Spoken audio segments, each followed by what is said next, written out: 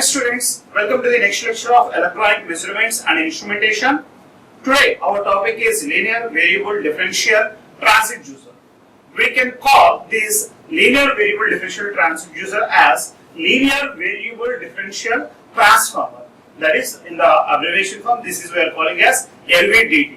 LVDT, where T stands for transducer or transformer. The structure of this LVDT is similar to the transformer, and here it acting as a transducer, which is converting the displacement into different types of EMF variations at the output of this transducer.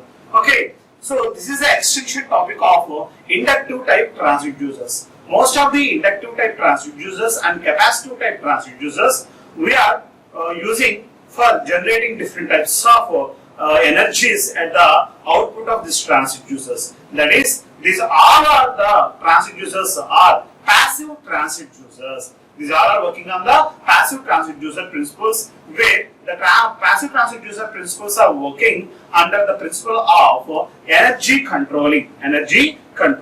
Okay, right. Now see the LVDT basic terminology. A LVDT, a linear variable differential transformer, LVDT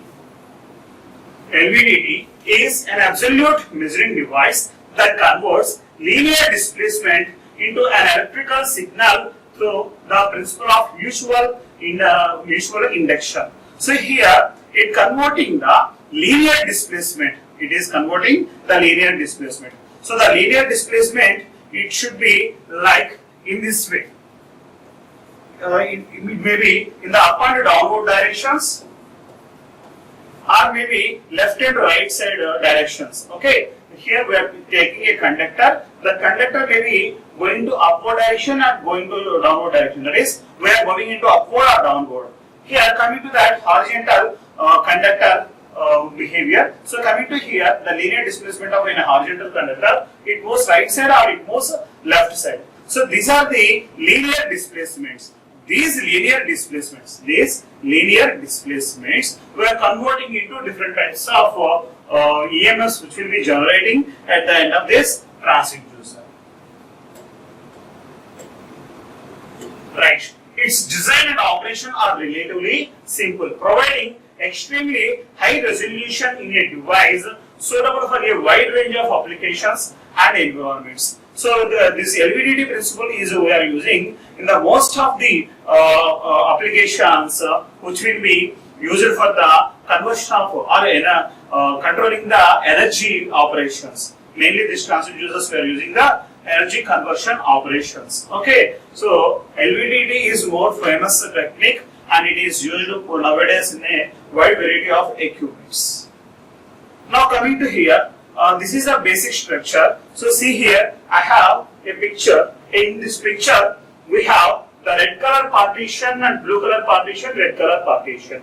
Actually, in this LVDT, we have two types of windings: primary winding, secondary winding. Primary winding we are representing with S1. So see here, the primary winding I am representing with S1, where this is we are representing in blue color. Next, coming to that, the red color indications. These red color indications, these are the secondary windings. These secondary windings we are calling as S2. Primary winding we are calling as S1. Secondary windings we are calling S2. So this is a cylindrical structure rod. In the cylindrical structure rod, the center we are keeping as empty. In this center of this cylindrical rod, we are placing a conductor. This conductor, this is nothing but as a holding device. Within this holding device, we are moving this conductor towards the left side or towards the right side. That is, we are moving in this direction. That we will see by using this diagram clearly. Okay, the cylindrical structure cross-sectional view. This is the cross-sectional view of this diagram. So see here, this is the cylindrical structure. So first we will see the rod. So this is the rod. So here, this is the rod. This orange color shaded part is nothing but as our rod. Okay. Next, coming to that, this is the internal soft iron core or rod. Whichever the rod here we are seeing, this rod we are representing here. This is a soft iron core, or we can call it as a conductor, or it is calling as a rod. Next, coming to that, here we have S1 and S2 windings. Here also you can see the S1 and S2 windings. So these are the red color portion parts are representing the secondary windings, and this blue color part is representing the primary winding. So this blue color part, this is S1 and this is also S1, and this red color shaded parts are the secondary windings. At the secondary winding we have two sections, okay, left side one side of secondary windings and right side we have one more type secondary windings. Now let us come to here. Now you have to move this core, this soft iron core or rod or conductor in the left and right side direction. See here the displacement directions I have represented here. I have represented the displacement directions. So it is moving in the left or right directions. It is moving in the left or right directions. Linear displacement. This iron core is moving towards right side and towards left side. Okay, we can move. See here, you can see that behavior. Here we have primary windings. In between these windings, this iron core is moving. So this iron core is moving right side and left side. That is moving right side, right side and left side. Okay, so like this we can move. Okay, so in this picture it is moving from right to left and right to left, left to right, right to left, and left to right. But based on your choice, you can keep. Based on your choice, you can keep this winding at the secondary part of the S2 or secondary part of the S1. You can keep either right side, you can keep left side, or you can keep at the center side. Okay, you can keep this iron core in the three positions. If you are keeping at the center, that is called null position. If you are keeping right side, that is called right side position. If you are placing at the left side, you are calling this as left side position. So we will see this diagram more clearly.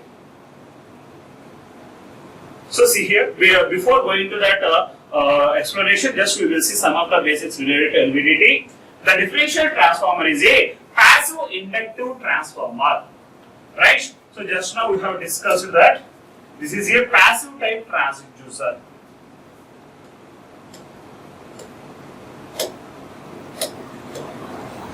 This is a passive type transducer.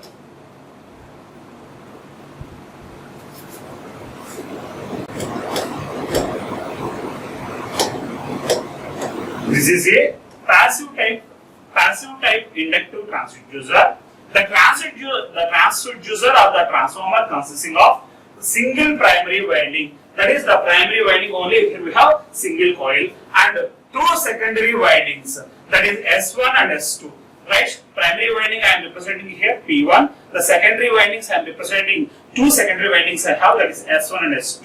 Wound on a hollow cylindrical transformer. These secondary windings have equal number of turns. In the S1, if you have 10 number of turns, here S2 also it has total 10 number of turns. That is equal number of turns are available and are identically placed on either side of the primary windings. The primary winding is connected to AC source. Here, from the secondary windings, we are taking the output. From the primary winding side, we are giving the AC supply. On the primary side, we are giving the AC supply.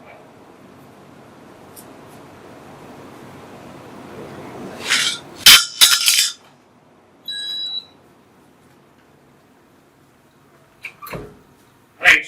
On the primary side, we are connecting the AC supply. On the secondary side, we are collecting the outputs. Okay. So at the S1 side, S2 side, whatever the EMF will be generated, that EMF we are collecting at the secondary side. If the secondary side S1 and the secondary side S2, two types of windings are there. If the S1 side, if you have any EMF, that is we are collecting by using output terminals. Otherwise, if you have the S2 side output or any output voltage, then you are collecting from S2 output terminals. Okay, right.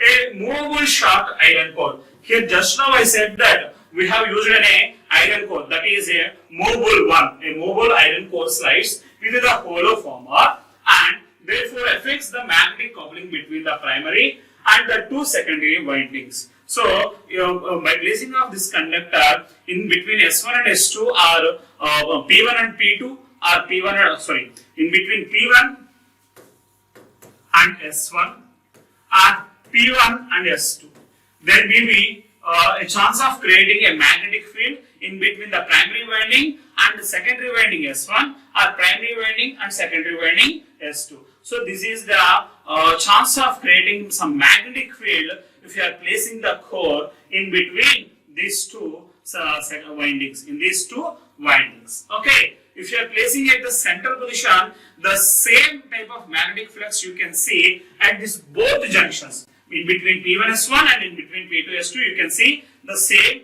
EMF production. Okay, right.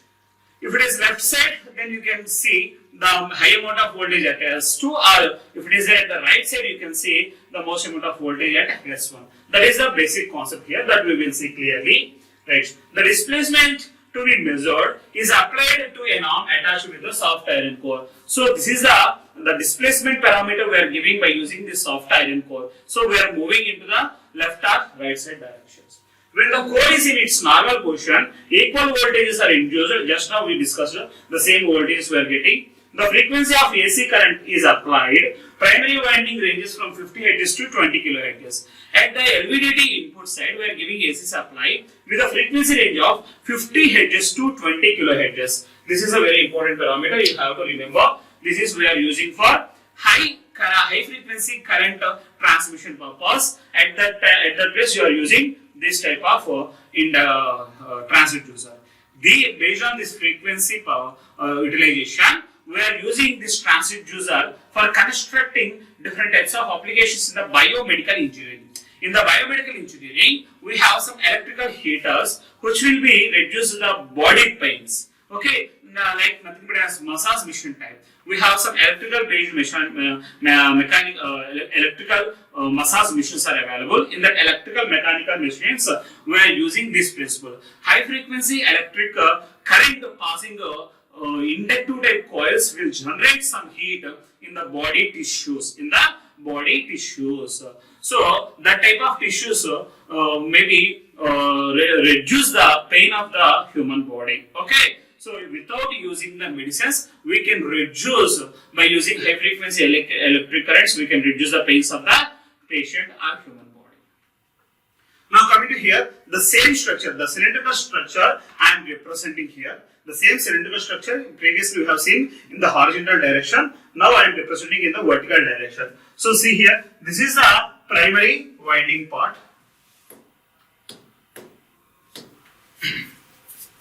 This is the primary winding part. Okay, this yellow color shaded part is the primary winding part. At this place we are giving the input. And next one, secondary winding. This is the blue color highlighted part is the secondary winding S1, and this is one more is S2.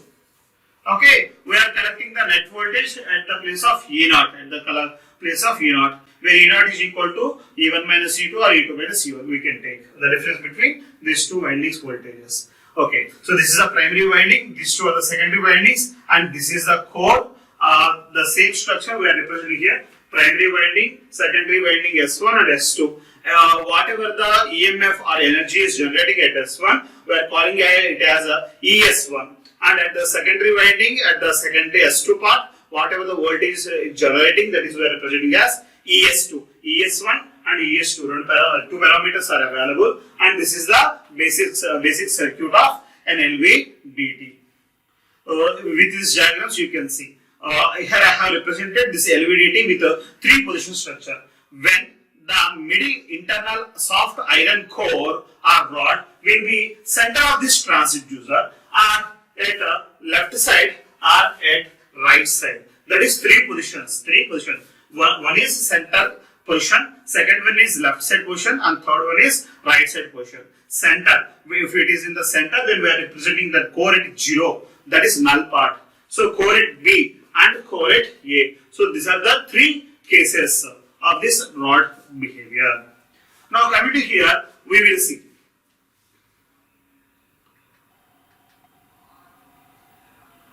Right, coming to here, see this diagram.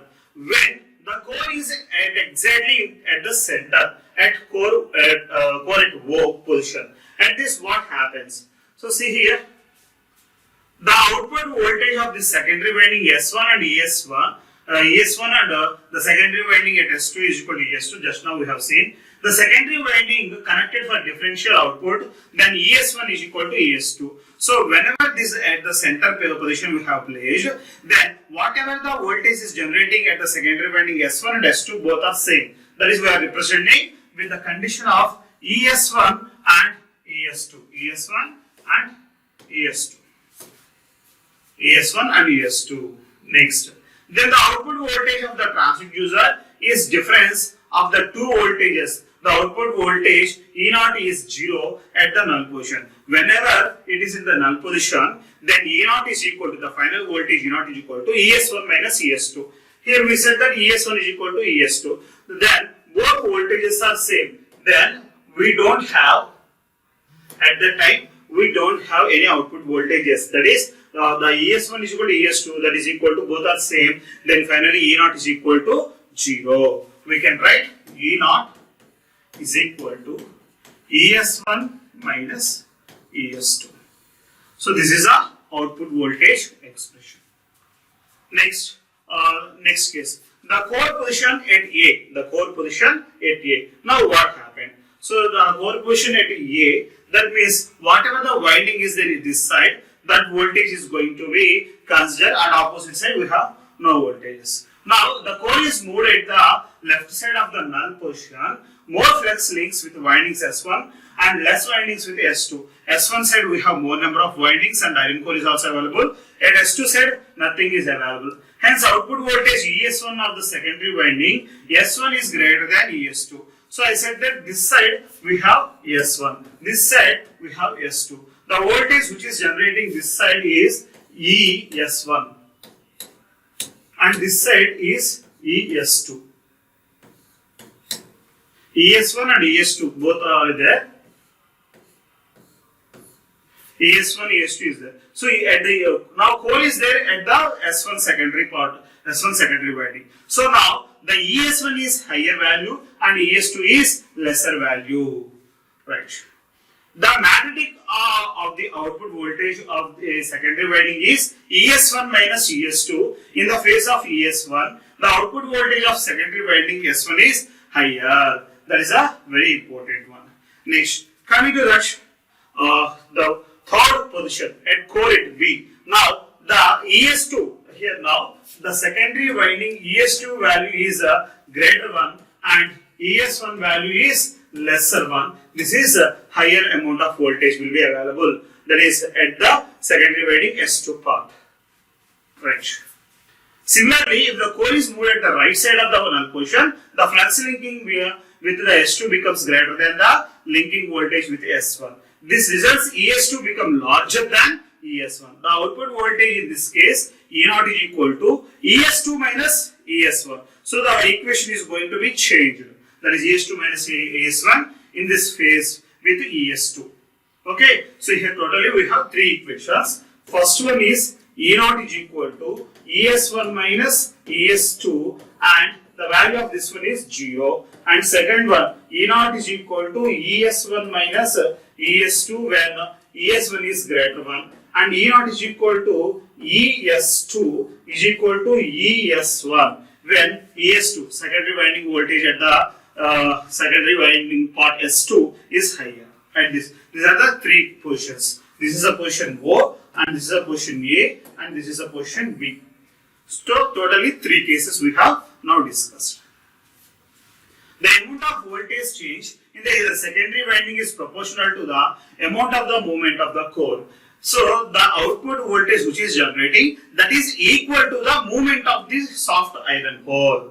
Hence, we have an indication of the amount of linear motion by notching which output is increasing or decreasing. The direction of motion can be determined. The output AC voltage inverts as the core passes the center position. The output of AC voltage inverts the core passes the center of the position. The further the core moves from the center, the greater than difference value is ES1 minus ES2. That is whatever the expressions we have mentioned, that is they mentioned in the pointwise.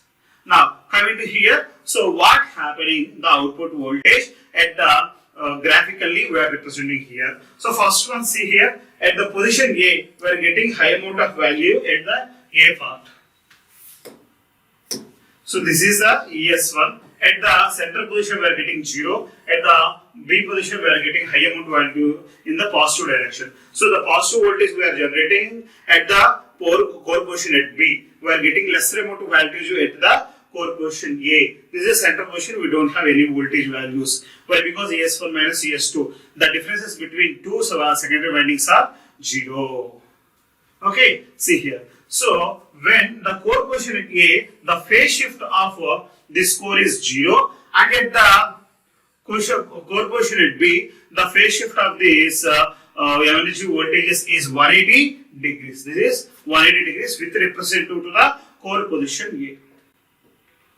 LVDTs are available with ranges as follows: plus or minus 0.05 inches to the as 25 inches. Okay, so 0.05 inches to nearly 25 inch sizes LVDT transducers are available in the commercial market.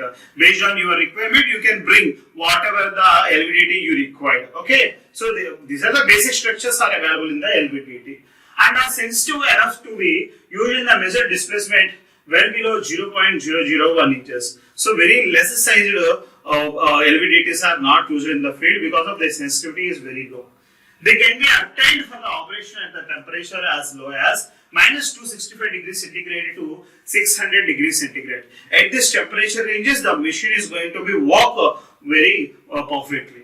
And are also available in the radiation sensitive designs for nuclear operation. So most of the nuclear operations they are using this type of LVDTs in the markets. Now coming to that, advantages of LVDTs. Coming to that, the first advantage is linearity. The first one advantage is linearity.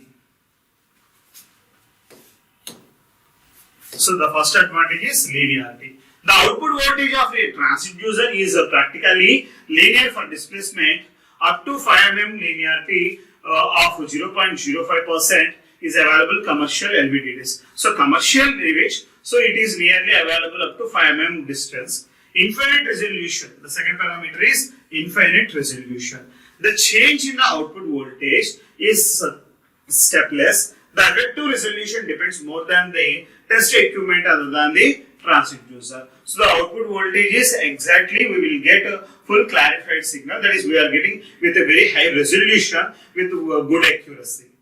The high output, next the third one, high output. It gives a high output. It is giving a good and high output voltage based on our requirement. So how many times you are doing that amplification, that many number of times it is generating the same voltage at the output side. High sensitivity. This is the fourth advantage. So the small change in the displacement at the mechanical input side, for the smallest change also, it is generating different types of EMF productions at the output of this secondary windings. Okay, it is processing with almost a high sensitivity with 40 volts per mm. For 1 mm of displacement, it is generating nearly 40 volts of energy. That is highest output voltage at the LVDT. Right. Next, ruggedness. Ruggedness. That means we can use this one as very rough and tough because of their iron core structures. Everything will be manufactured perfectly without any loose contacts and perfect design considerations. And this is also shock proof. They will use different types of insulation material for not getting the vibrations or shocks. Next, less friction.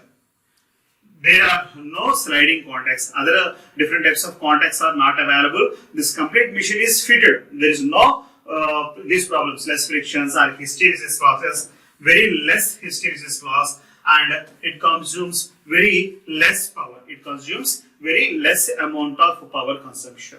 Okay, so this is about advantages of LVDT.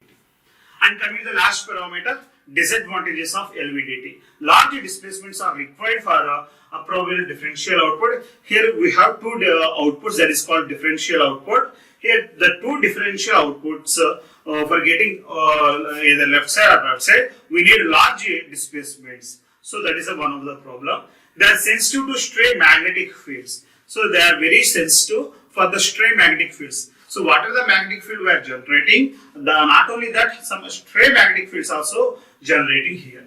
The receiving instrument must be selected to operate on AC signals, or demodulator network must be used if DC output is required. So AC circuit up to AC supply, that is okay. Coming to that, for the DC supply, we have to use some additional circuitry for the DC supplies when you are applying to the input. For that, the demodulator circuits are mandatory for DC operating LVDTs. The dynamic response is limited mechanically by the mass of the core and electrically by the applied voltage. The dynamic voltage maybe we will get with a less delay parameter. Temperature also affects the transducer. So the temperature, not only the temperature, and some of the hysteresis loss also maybe sometimes cause to change the output voltages of this LVDT. These are the some of the disadvantages or limitations of LVDT. Okay, now we will see one problem on this LVDT. So example 30 is an AC LVDT, that is here we are taking an AC supplied LVDT machine has the following data. Input is equal to 6.3 volts, output is equal to 5.2 volts, and range is 0.5 inches. Determine, calculate the output voltage versus core position for a core movement going from 0.45 inches to 0.30 inches. The second one, the output voltage when the core is minus 0.25 inches from the center. That is, from the center, they are moving left side and right side the soft iron core. At that time, what happened? Now see, what are the parameters they are given? Input voltage is 6.3 volts, output voltage is 5.2 volts. These are the very important parameters, remember, for doing the problem. Input voltage is 6.3 volts, output voltage 5.2 volts, and range is plus or minus 0.5 inches. So the maximum it will move either left side or left side 0.5 inches. Now, what is the output voltage when it is changing its direction from plus 0.45 inches to minus 0.3 inches? That is the first problem. Second problem, when it is the core is shifting with some distance of minus 0.5 to 2.5 inches from the center. So coming to here, this is the solution. 0.5 inches core displacement produces 5.2 volts. So the maximum amount of change in range is 0.5 inches. So with this 0.5 inches, we are getting 5.2 volts. Therefore, 0.45 inches core movement produces 0.45. So that is 0.45 into 5.2 volts by 0.5. Now, after computing this one, we will get 4.6 volts. So this is a generalized structure. This is a generalized formulas we can use. There is no specific formulas here we have.